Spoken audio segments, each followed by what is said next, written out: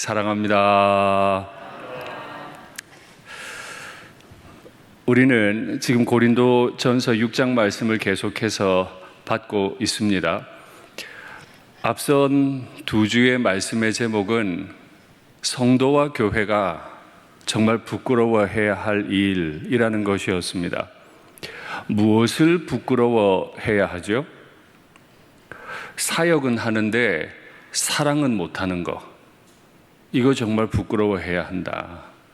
그러면 어떻게 사역은 열심히 하는데 사랑은 못할 수 있을까요?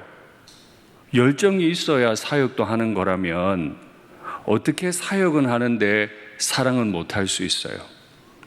내 야망 가지고 내 방식대로 내 뜻대로 하기 원하면 그게 곧 사랑 없이도 얼마든 열정적으로 사역할 수 있는 길을 만듭니다.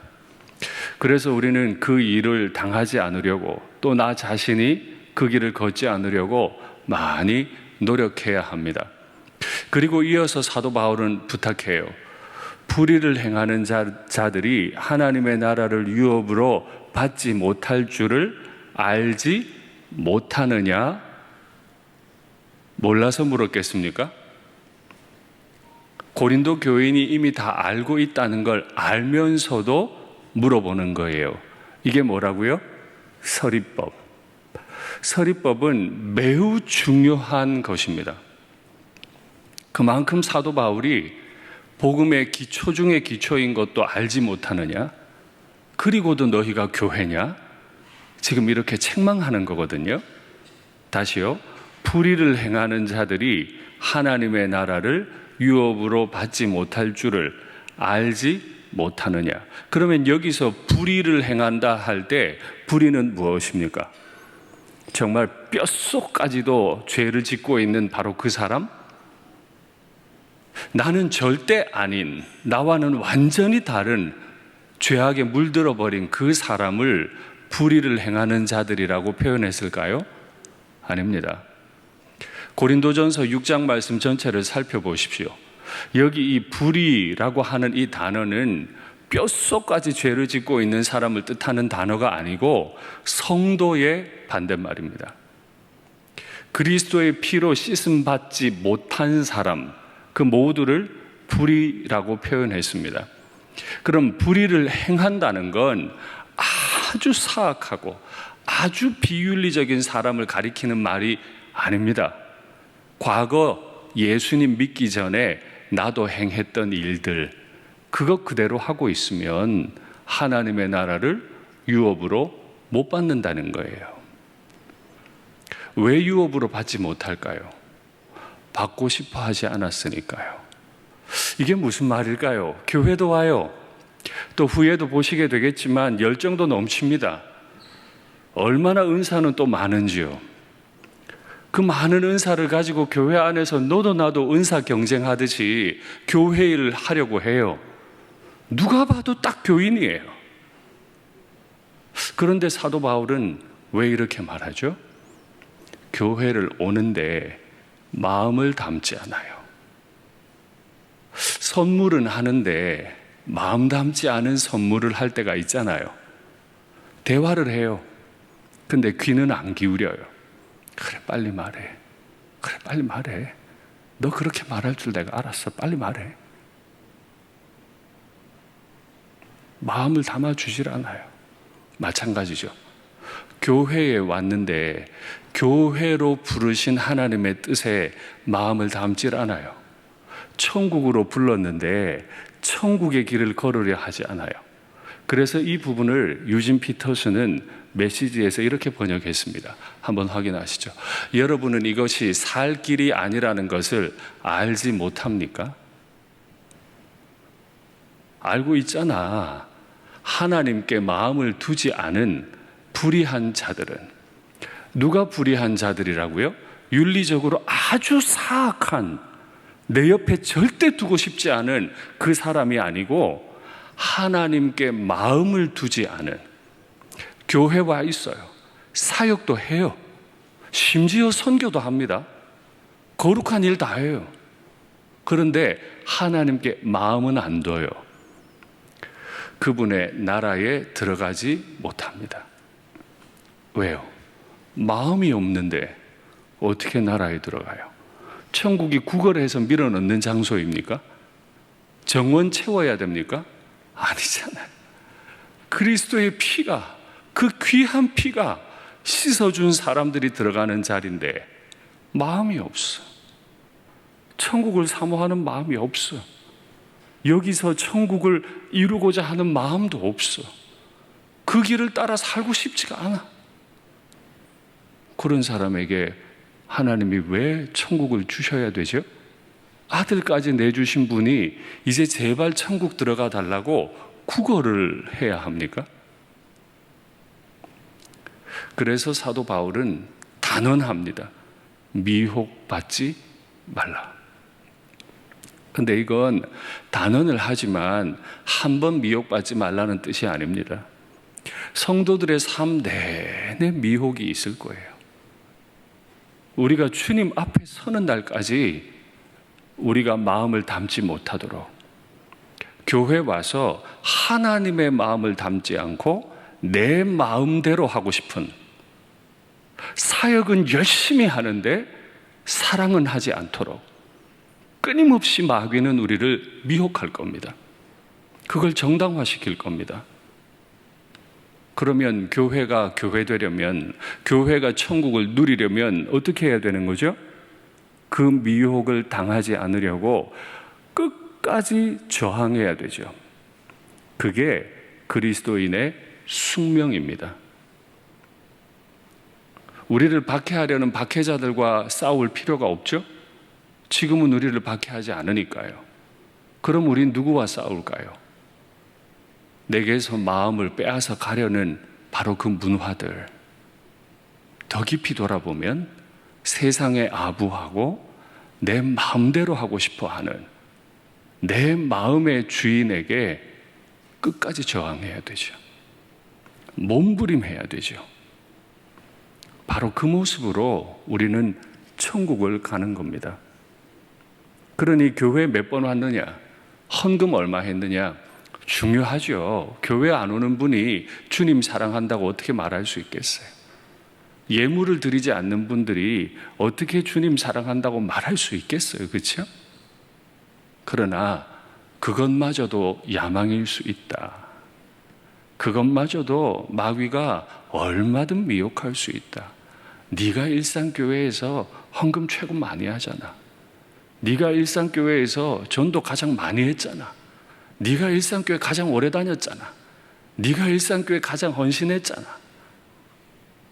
남들 보기 다 좋죠. 근데 그게 뒤집어 놓으면 마귀가 딱 미혹하기 좋은 말들이에요. 오늘 이 말씀을 아주 무겁게 받으면 좋겠습니다. 그렇게 미혹을 받으면 크게 세 부류로 나눌 수 있는 죄가 모습을 드러내기 시작합니다. 오늘 본문에 10가지 죄가 나오는데 그 10가지 죄를 제가 세 부류로 한번 나눠 보았습니다. 그 첫 번째 부류를 먼저 일단 한번 확인하시죠. 미혹받으면 나타나는 첫 번째 현상은 성적인 타락입니다. 당연하겠죠. 음행, 영어를 옆에서 붙여놓은 건 단어가 어렵기 때문에 좀 구별해 보시라는 뜻입니다. 저 음행은 그냥 성적으로 좀 비윤리적으로 행동하는 겁니다. 너무 야한 영상을 자꾸 본다든지, 야한 말들을 자꾸 한다든지, 야한 생각에 자꾸 몰입된다든지 다 음행이에요. 그거 아내에게 말할 수 없고 남편에게 말할 수 없죠. 그럼 immoral, 윤리적이지 않은 거예요. 우상 숭배자들은 늘 성적인 타락을 동반합니다. 간음은 혼외 성관계를 이야기하죠. 배우자가 아니에요. 배우자가 아니라는 말은 혼전도 포함합니다. 혼전, 혼외 성관계는 다 간음이에요. 탐색은 조금 어려운 표현인데요. 저 영어 단어가 어떤 뜻이냐면 동성애 중에서, 특별히 남자들끼리 하는 동성애 중에서 여성의 역할을 맡는 행위를 말하는 단어입니다. 주로 남자들이 동성애를 많이 했으니까요. 초기의 황제들, 로마의 초기 황제들의 95% 이상이 다 동성애했습니다. 그렇게 남자가 하나님께서 남자로 만들어주신 걸 스스로 포기하고 여성의 노릇을 하는 것, 그게 아주 심각한 성적 타락이라는 거죠. 다음이요. 아니요. 그 전에 마지막 남색이라는 단어가 나오죠. 이게 바로 호모섹슈얼입니다. 동성애를 말합니다. 교회에 와 있어요. 근데 교회 오기 전에 우리는 끊임없이 성적인 타락을 경험했던 사람입니다. 제가 고린도전서 강해를 시작하면서 코린티아 조마이라는 말씀을 드렸습니다. 고린도인답게 행동하다. 그게 뭐라고요? 성적으로 타락하다 하는 뜻이었습니다. 교회에 들어오기 전에 그들의 일상은 지금 제가 나열해드린 저 5가지 성적인 타락으로 점철되어 있었어요. 근데 교회 들어왔다고 그 쾌락이 쉽게 몸에서 끊어지지 않죠. 마음을 떠나지 않아요. 은혜 받을 땐 이길 수 있겠는데 조금 지나고 나면 또 생각나요. 친구들이 자꾸 그 자리로 날 불러요. 끊임없이 무너져요. 쉽지 않죠. 바로 이런 성적인 타락이 나타나는 가운데 교인들이 끝까지 버티고 미혹되지 말아야만 하는 거죠. 더 철학적인 얘기를 할 수 있지만 시간 관계상 그건 추후에 또 이야기하기로 하고요. 오늘 동성애에 관한 이야기를 아주 잠깐 하겠습니다. 동성애는 죄입니까? 아닙니까? 동성애는 죄의 문제입니까? 취향의 문제입니까? 우리는 우리의 문화를 따라 말하지 않습니다. 우리는 하나님께서 우리에게 주신 경전, 우리의 삶의 유일한 기준인 하나님의 말씀을 가지고 얘기합니다. 동성애는 분명 죄입니다. 동성애는 죄에 물든 취향입니다. 그러니까 교회는 동성애를 죄라고 말할 수 있어야 하고 말해야만 합니다. 그러나 동성애의 자들은 사랑해야 하고 그들을 죄인 다루듯 동성애자들을 다루면 안 됩니다. 왜냐하면 우리 같은 죄인도 우리 주님께서 죄인 다루듯 하지 않으셨기 때문입니다. 이 죄인을 너무너무 사랑하셔서 당신 스스로 십자가 지심으로 날 구원하셨듯 교회도 동성애가 죄임을 분명히 말하지만 동성애자를 죄인 다루듯 대해서는 안 됩니다. 우리 교회는 포괄적 차별금지법을 반대합니다. 그 반대를 위해서 영상을 만드는데 큰 헌금을 한 바도 있고요. 자료를 만들어서 끊임없이 여러분들께 드리기도 했습니다. 바로 이 자료죠. 포괄적 차별금지법에 관해 많이 가져가십시오.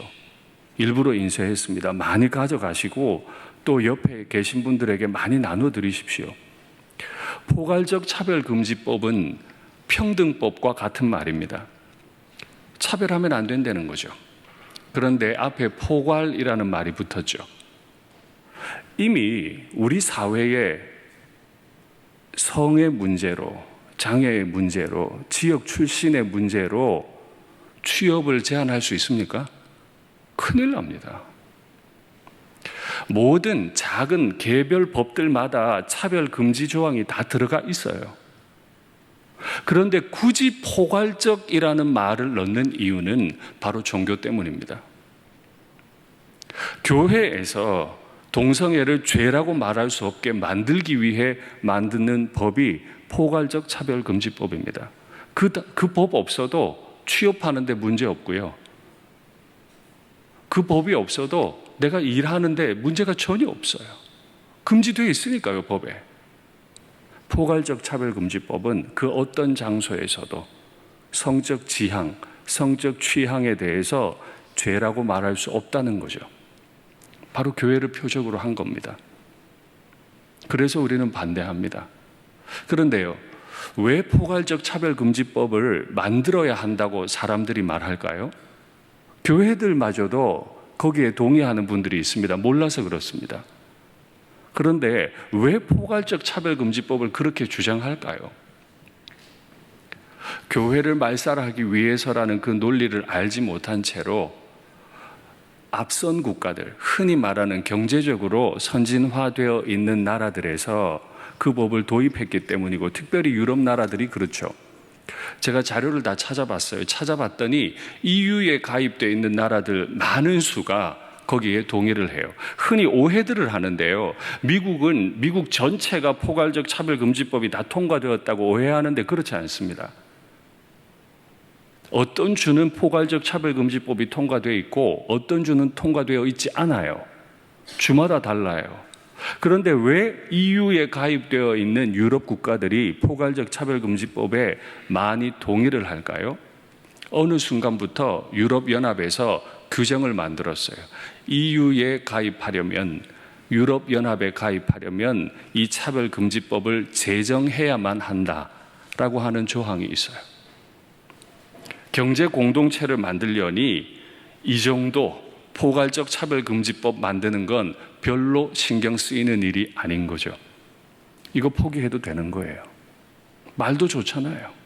차별금지. 바로 이때 교회들은 깨어 있어야 합니다. 이게 뭐라고요? 미혹된 거예요. 반듯한 게 아니고, 선진화된 게 아니고, 의식화된 게 아니고, 차별을 안 하는 게 아니고 미혹됐다고요. 그래서 남자가 남자를 상대로 성행위를 하고 여자가 여자를 상대로 성행위를 하고 혼외자와 성행위를 하고 마음과 몸이 성적인 타락에 물들도록 자신을 방치해 두는 거죠. 이건 교회를 무너뜨리기 위한 마귀의 전략입니다. 우린 간혹 그런 이야기를 듣습니다. 목회자들 가운데 나중에 보니까 정말 끔찍한 죄를 너무 오랫동안 반복하고 있었던 거죠. 그런 소식을 많이 들으셨을 겁니다. 목회자만 그렇습니까? 성도들은 성적으로 임모를 하지 않습니까? 비윤리적이지는 않습니까? 미혹된 채로도요, 얼마든 이 강단에 서고요. 미혹된 채로도 얼마든 대표기도 하고요. 미혹된 채로도 얼마든 선교하고 다 합니다. 어떻게 해야 그 교회 삽니까? 미혹됨을 끊어야죠. 열심히 하는 게 아니고, 교회 열심히 나오는 게 아니고, 그걸 끊어야죠. 주님께서 오늘 우리의 내면을 그 밝은 말씀의 빛으로 비추어 주시고 결단하게 하시고 더 이상 이중적인 생활을 하지 않도록 우리를 도와주시기를 간절히 바랍니다. 미혹되면 나타나는 두 번째 종류의 죄가 있습니다. 확인하시죠. 바로 심각한 탐욕과 그 탐욕으로 인한 결과인데 도둑질하는 겁니다. 얼마든 할 수 있습니다. 교회 안에서도 공금횡령 얼마든 있습니다. 교회 물건 함부로 가져갈 수도 있어요. 제가 우리 사역자들에게 교회에 개인적으로 복사용지 쓰지 마라, 뭐 어쩌다 보면 몇 장 쓸 수도 있겠죠. 급하게 출력해서 집에 가져가야 될 수도 있겠죠. 그러나 내가 개인적으로 교회 용지를 썼거든, 사놔라. 문구점 가서 사놓으면 되잖아요. 급하게 쓸 수 있어요. 그러나 사놓으면 되잖아요. 근데 그렇게 하지 않는 거예요. 얼마든 미혹될 수 있어요.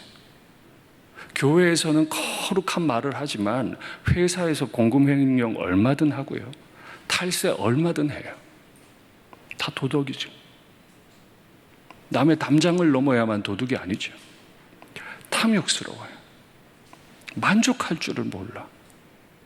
저는 늘 말씀드립니다만 우리 주님께서 각 가정, 믿음의 각 가정마다 재정을 충분히 채워주셔서 부모님을 잘 섬길 수 있으면 좋겠어요. 그러나 그 도를 넘어서서 명품을 가지기 위해서, 더 편안해지기 위해서 목적도 없이 그냥 무조건 더 크게, 더 많이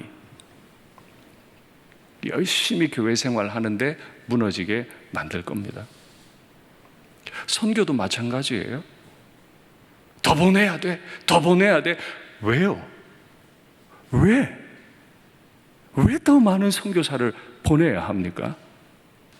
그래서 제가 늘 묻죠. 선교를 많이 말하는 분은 지금 현재 전도하고 계셔야죠. 지금 내 입으로, 내 언어로, 내 이웃에게 전도하지 않는데 왜 자꾸 선교를 말하죠? 교회에서 내 야망 펼치는 거예요. 속여 빼앗음. 하나님의 이름을 찬송해야 할 입으로 형제들을 속여요. 오늘 아침 새벽 말씀에 입으로는 축복하나 속으로는 저주한다. 아주 교회 생활 잘하는 거죠.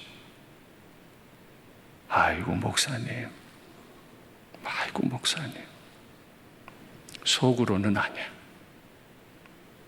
아이고 장로님, 아이고 집사님, 근데 속으로는 아니야. 다 미혹되는 거예요. 마지막에 와르르 무너질 거예요. 사랑하지 않았던 것들이, 진짜 뜨거운 마음으로 형제를 사랑하지 않았던 것들이, 그 위에 내 열정으로 쌓아놓은 것들이 사상 누각이 돼서 어느 순간 갑자기 무너지면 돌이키지를 못해요. 제가 처음 부임해서부터 자주 저를 위해 부탁드리죠. 끝이 아름다운 사역자가 되도록 기도해 달라고. 그게 그냥 되는 일은 아니에요. 열심히 한다고 되는 일이 아니에요. 열심에 묻혀서, 열심에 가려져서 사랑하지 않고 했던 모든 일들이 마지막 순간에 내 삶의 기둥을 갉아먹다가 와르르 무너지게 만들 겁니다. 그래서 오늘 우린 기도해야 해요. 하나님, 내 마음에 미혹된 거 있습니까? 내 마음에 혹시 탐욕이 있습니까? 교회 안에서 일하면서 내 욕심 가지고 사람들과 대화하고 다툰 건 아닙니까? 확인해야 돼요. 기준은 뭐예요? 열정이 아니고, 사역이 아니고, 사랑. 열정보다, 사역보다 더 근원적이고 더 먼저 확인해야 될 게, 내가 저 형제를 사랑하는가? 우리 목사님 잘 되기를 원하는가? 우리 장로님, 우리 성도님들 잘 되시기를 내가 진짜 원하는가? 이게 확인되어야 할 것입니다. 이거 확인 안 되면 우리 마지막에 무너집니다. 그리고 마지막 세 번째 부류가 있는데 확인하시죠. 바로 방종한 겁니다. 술에 취해버려요. 그래서 못난 행동하고 못난 말들을 하죠. 그런데 또 하나의 방종이 있어요. 언어의 방종이에요. 언어가 절제가 안 돼요. 그래서 남들에게 심각하게 상처를 줘요. 얼마나 옳은 말인지 몰라. 얼마나 반듯한 말인지 몰라. 얼마나 똑똑한 말인지 몰라요. 그런데 그 말을 사랑 없이 하니까 너무 아픈 거예요. 자녀를 사랑하지 않는 부모가, 자신의 권위만을 생각하는 부모가, 자식을 통해 야망을 이루려고 하는 부모가 부모됨을 빙자해서 내쏟는 그 말이 자녀들의 인생에 어떻게 불을 지르는지는 아실 겁니다. 부모가 자식에 대해 그럴 수 있다면 교회에서도 얼마든 그럴 수 있죠. 부모가 자식한테도 그러는데 교회에서 얼마든지요. 자식은 아플까 봐 말도 못하는 그 내용을 교회 와서는 얼마나 말 잘하는지 몰라. 얼마나 모질고 아프게 하는지 몰라. 이게 다 미혹됐어요. 그러면 왜 미혹이 됐습니까? 열심히 있는데, 9가지 은사가 충만한 교회였는데, 기도만 하면 방언이 터지고 예언이 터지는 교회인데 왜 미혹이 됐습니까? 고린도전서 1장부터 계속해서 드리는 말씀입니다. 교회에는 오는데 복음을 알지 못해요. 교회에는 오는데 복음을 가르치는 사역자가 어떤 존재인지 알지 못해요. 교회에는 오는데 교회가 어떤 공동체인지 이해하지 못해요. 그래서 교회 안에서도 세상에서 가지고 온 내 방식, 내 지식 가지고 마음대로 열정을 부리니까 마귀가 잘한다. 계속 그렇게 해. 아이고, 선교사 많이 보내야지. 그래, 바른 말 많이 해야지. 그래야 교회가 반듯하게 가는 거지. 교회가 살얼음판이에요. 누가 무슨 말을 할까 싶어 꼼짝도 못해. 그 교회에 열심을 낼수록, 그 열정이 오래일수록 교회는 무너집니다. 쌓이고 쌓이다가 어느 순간에 눈 쌓인 지붕이 무너지듯 교회가 한순간에 무너져요. 그런 교회 우리 많이 보고 있습니다. 우리 일상교회는 예외입니까? 많이 두렵죠. 그래서 사도 바울은 이렇게 10종류의 죄인들을 다 나열한 이후에 이런 자들은 하나님의 나라를 유업으로 받지 못하느니라. 아까 서리법으로 질문했던 걸 이제 단정해버립니다. 왜 단정했을까요? 왜 이 죄를 나열했을까요? 아무도 그런 사람이 교회에 없는데 나열했을까요? 아닐 거예요. 빨리 회개하라고. 이 10가지 죄 안에 들어가 있으면 빨리 회개하라고. 교회 담임 목사는 이 말씀을 어떻게 받을까요? 제 개인에게 주시는 말씀임과 함께 우리 교회에 이 죄가 있는지 없는지 살피고 이걸 교회의 기도 제목으로 삼고 이렇게 되면 안 될 것을 끊임없이 가르쳐야 교회가 사상누각이 되지 않죠. 그러라고 말씀 주시죠. 그런데 사도 바울이 오늘 읽은 본문 마지막 절에서 아주 마음 뜨거워지는 말을 합니다. 너희 중에도 이런 자들이 있더니. 제가 우스갯소리 하나 할게요. 저나 여러분이나 이 10가지 죄를 다 짓던 자들이라는 뜻입니다. 되게 거룩한 것처럼 여기 서서 설교하고 있지요. 다 이 10가지 죄 안에 있어요. 지금 이 금요일 저녁에 와서 기도하시는 여러분들도 다 이 10가지 죄 안에 있어요. 다 그렇게 살다 왔어요. 예수님 아니면 그렇게 살았을 인생이에요. 지금도 직분에 가려져서 그렇게 살아가고 있는지도 모르죠. 너희 가운데 이런 자들이 있더니 주 예수 그리스도의 이름과 우리 하나님의 성령 안에서 씻음과 거룩함과 의롭다 하심을 받았느니라. 우리가 이곳에 들어올 수 있었던 건 10가지 죄를 안 지어서도 아니고 앞으로도 안 지을 것이기 때문도 아니고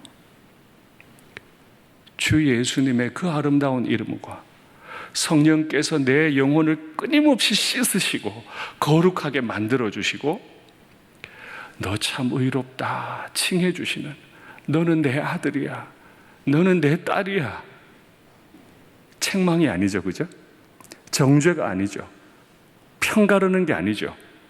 끊임없이 사랑으로 날 씻어주시고 불러주시는 그의 능력 때문에 오늘 내가 여기 있는 거 아닙니까? 쉽게 얘기할게요. 담임 목사가 그리스도가 아니었더라면, 성령께서 오늘 이 순간에도 저를 씻어주시지 않으시면, 성령께서 저를 의롭다고 말씀해 주시지 않으시면 저기 오늘 여기 못 섭니다. 있는 죄를 그대로 드러내버리면 제가 어떻게 여기 서겠어요? 못 서요. 그 은혜를 힘입어 여기 섰죠. 바로 이렇게 성도의 성도됨, 교회의 교회됨, 복음의 복음됨의 본질을 다루고 있는 성경이 로마서인데, 그 중에서도 4장 한 구절을 소개해 드릴게요. 일한 것이 없이, 무언가 구원을 얻기 위해 노력한 거 없이, 노력할 수도 없이 하나님께 의로 여기심을 받는 사람, 성령께서 씻어주시고 거룩하다 해주시고 의롭다 해주신 바로 그 의로 여김을 받는 사람의 복에 대하여 다윗이 말한 바, 불법이 사함을 받고 죄가 가리어짐을 받는 사람들은 복이 있고, 죄를 안 짓는 사람이 아니라 불법이 있어요. 근데 용서를 받았어요. 죄가 있어요. 근데 가려짐을 받았어요. 그가 복이 있다고요. 주께서 그 죄를 죄가 있는데 더 이상 너는 죄인이 아니야 라고 인정하지 아니하실 사람은 복이 있도다 함과 같으니라. 지금 저 구절은 시편 32편을 배경으로 썼습니다. 32편은 51편과 함께 다윗이 밧세바를 취하고 우리아를 살인 교사한 이후에 쓴 시거든요. 근데 어떻게 일하지 않고 복의 자리에 왔는지를 시편 32편이 정확하게 묘사해 주고 있습니다. 한번 확인하겠습니다. 주의 손이 주야로 나를 눌러요. 죄를 지었어요. 입에 담을 수 없는 심각한 죄를 연이어 지었어요. 그는 하나님 앞에 서면 안 돼요. 그가 과거에 아무리 시편을 많이 지었더라도 너무 형편없는 죄를 연달아 지었기 때문에 설 수 없어요. 죄를 짓고도 가만히 있습니다. 그때 주의 손이 막 주야로 다윗을 내리 누르는 거예요. 죄로 인해 눌림이 있는 거예요. 내 진액이 다 빠져나가 여름 가뭄에 마름같이 돼버렸어요. 거기 셀라라고도 붙었죠.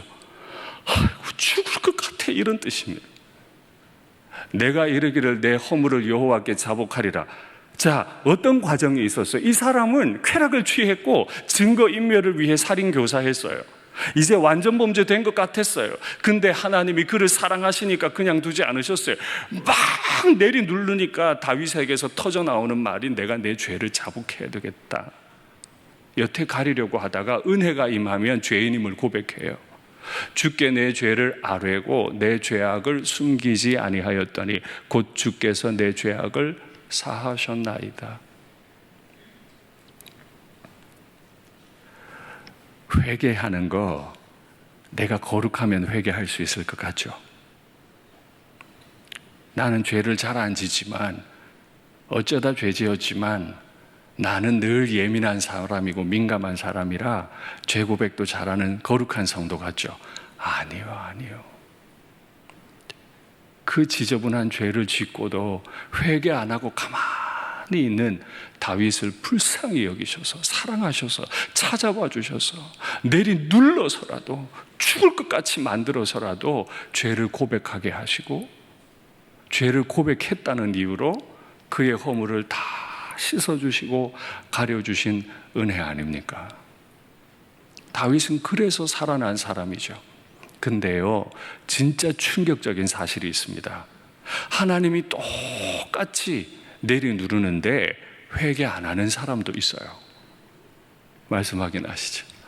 사울이 사무엘에게 이르되, 사무엘이 와서 책망을 강하게 했습니다. 근데 그 책망하는 소리를 다 듣더니 나는 실로 여호와의 목소리를 청종했습니다. 나는 진짜로 하나님의 음성을 들었습니다. 여호와께서 보내신 길로 가서 아말렉 왕 아각을 끌어왔고 아말렉 사람들을 다 진멸했습니다. 난 다 순종했다니까요. 근데 다만 백성이, 나는 실로 순종했고 다만 백성이 그 마땅히 멸할 것 중에서 가장 좋은 것으로 길갈에서 당신의 하나님 여호와께 제사하려고, 길갈은 성막이 있던 진영이 있는 곳입니다. 예배당에 가지고 오려고, 하나님께 예배 드리려고 양과 소를 끌어왔나이다 하는지라.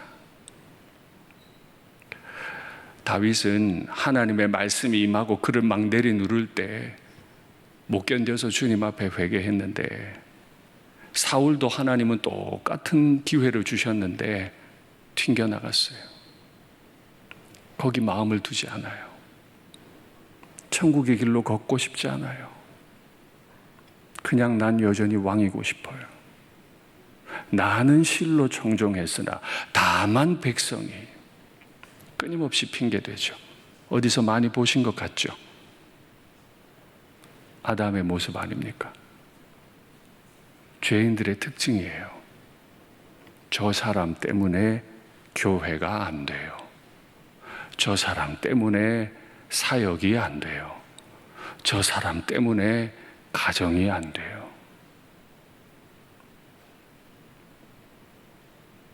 무섭죠? 오늘 제가 이 설교를 어떻게 하지? 두려움이 많았어요. 그러나 마음으로 받으시고 회개할 거 있으면 회개하시고 주님 앞에서 돌이키셔서 끝까지 아름답게 쓰임 받으시는 종이 되시면 좋겠습니다. 똑같이 주의 손이 누르지만 다윗의 길이 있고 사울의 길이 있다. 그러면 왜 다윗의 길과 사울의 길이 달라졌을까요? 마음을 안 두었기 때문에. 몸은 와 있는데 그 길에 마음이 없어. 사역에는 마음이 있는데 사랑에는 마음이 없어. 교회 일에는 마음이 있는데 천국에는 마음이 없어. 그래서 길이 달라져요. 말이 달라져요. 다음 말씀 받겠습니다. 사무엘이 가려고 돌아설 때 사울이 그의 겉옷자락을 붙잡음에 찢어진지라. 엎드려 회개했어야죠. 내가 그 사람입니다 하고 회개했어야지. 근데 회개는 안 하고 사무엘이 회개 안 하는 모습 보고는 돌아서 가려고 하니까 겉옷자락을 붙잡았는데 찢어졌어요. 예전으로 올라갈수록 비단옷이 아니기 때문에 쉽게 끊어지지 않습니다. 근데 찢어져 버렸어요. 얼마나 강하게 잡아당겼으면. 네가 감히 여기를 떠나? 네가 이 말을 하고 내 앞을 떠나 감히? 내가 왕인데? 하고 붙잡아 당겼겠죠. 회개해야 될 때 자기 가슴을 찢고 자기 옷을 찢어야 할 그 힘으로 남의 옷을 잡아 찢었어요. 근데 너무 무서워요. 그 다음 말씀 보세요. 사무엘이 그에게 이르되 여호와께서 오늘 이스라엘의 나라를 왕에게서 찢어서. 회개할 기회를 놓치면 내가 옷 찢은 대로 하나님이 내 나라를 찢어버리세요. 우리 교회가 일하다 다투고 우리 교회가 사역은 하는데 사랑하지 않으면 그 찢은 대로 하나님을 얼마든지 찢으세요. 왕에게서 찢어내서 왕보다 나은 왕의 이웃에게 주셨나이다. 이미 확정됐어요. 너무 무섭잖아요. 이 말씀을 어떻게 받으면 좋아? 제가 여기 서서 여러분들을 협박하고 있습니까? 그대로 나오는 하나님의 말씀에 그대로 있는 내용이죠. 이때 우리의 내면이 다 드러납니다. 정말 내게 회개하고 천국을 살 마음이 있는지, 그 길을 걸을 마음이 있는지, 그냥 교회에 내 뜻대로 하기를 원하는지 확인하십시오. 다음 말씀이요. 다음 말씀 주세요.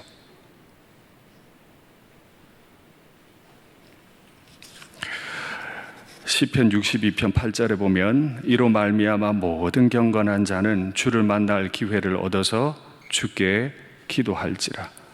주를 만날 기회를 얻어서. 이 기회는 언제인가요? 주의 손이 나를 누를 때, 오늘 같은 말씀 받을 때, 바로 이때. 시편 62편 백성들아 시시로 그를 의지하고 그의 앞에 마음을 토하라. 주님을 만날 기회, 그리고 시시로. 그러면 교회 담임 목사가 정말 잘해야 될 건 뭘까요? 교회 무거운 직분, 중직을 받으신 분들께서 정말 잘해야 될 건 뭘까요? 주를 만날 기회를 빨리 잡는 거예요. 시시때때로 주님을 만나는 거예요. 마음으로 한번 대답해 보세요. 이번 한 주간 결단하고 주님을 만날 기회를 많이 잡으셨습니까? 결단하고 주의 말씀을 꽉 붙잡으셨습니까? 바쁘니까. 그냥 내가 바쁘니까. 그래서 자꾸 문제가 생겨요. 기도 안 하고 일을 하니까. 내 마음이 미혹되었는지 안 되었는지 안 살피고 열심히 일하니까 내 안에 쓴뿌리가 나와서 교회를 사상누각으로 만드는 일이 생깁니다. 말씀을 맺겠습니다.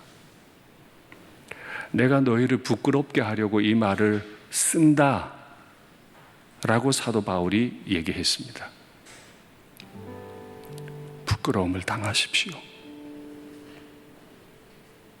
그리고 그 일에 마음을 두십시오. 그게 내가 걸어가고 그게 내가 살 길이라 인정하십시오. 사역하려 하기 이전에 사랑하고 있는지 확인하십시오. 사랑하기 원한다면 주님을 만날 기회를 잡으시고 시시로 그분 앞에 나가서 주님께 내 영혼을 다 내보이십시오. 주님, 내가 이렇게 말해도 되겠습니까?